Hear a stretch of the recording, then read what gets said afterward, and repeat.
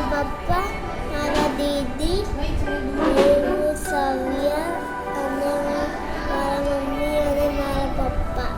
અચ્છા ઓકે.